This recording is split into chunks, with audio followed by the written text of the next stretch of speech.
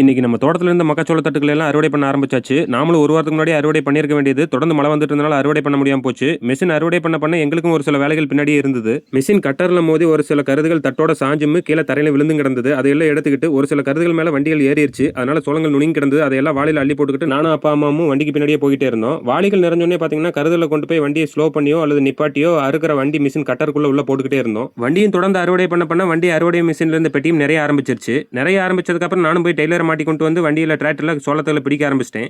வண்டியில பிடிச்ச சோளத்தை எல்லாம் கொண்டு போய் நம்ம வீட்டுக்கு பக்கத்துல இருக்கிற களத்துல படுதாவை விரிச்சு விட்டு சோளங்களை எல்லாம் கொட்ட ஆரம்பிச்சிட்டேன். இன்னைக்கு நம்மளுடைய நேரங்காலமோ என்னமோ தெரியல, இன்னைக்கு வெயிலுடைய தாக்கம் அதிகமாகவே இருந்தது. நாங்களும் டிராக்டர்ல கொண்டு போய் தண்ணி கொண்டு போய் வச்சுக்கிட்டு குடிச்சுக்கிட்டே காலையில இருந்து பொழுதா வரைக்கும் இதே மாதிரி தொடர்ந்து வேலைகளை பார்த்துக்கிட்டே இருந்தோம். தொடர்ந்து வேலைகள் பார்த்துட்டு இருந்தாலும் எங்களுக்கு பொழுது போனதே தெரியல. பொழுதாகிறதுக்குள்ள அறுவடை பண்ற வேலையை முடிச்சுட்டு அறுவடை பண்ற மிஷினும் வீட்டுக்கு கிளம்பிடுச்சு. அதுக்கப்புறம் நானும் கடைசியா அறுவடை பண்ற மிஷின்ல இருந்து பிடிச்ச சோளத்தை கொண்டு வந்து களத்துல கொட்டி நானும் அப்பா அம்மாவும் 3 பேரும் சேர்ந்து இன்னைக்கு அறுவடை பண்ற வேலையை முடிச்சிட்டோம். இதுக்கடுத்து ஏராளமான வேலைகள் இருக்கு, அதெல்லாம் அடுத்து பார்க்கலாமுங்க.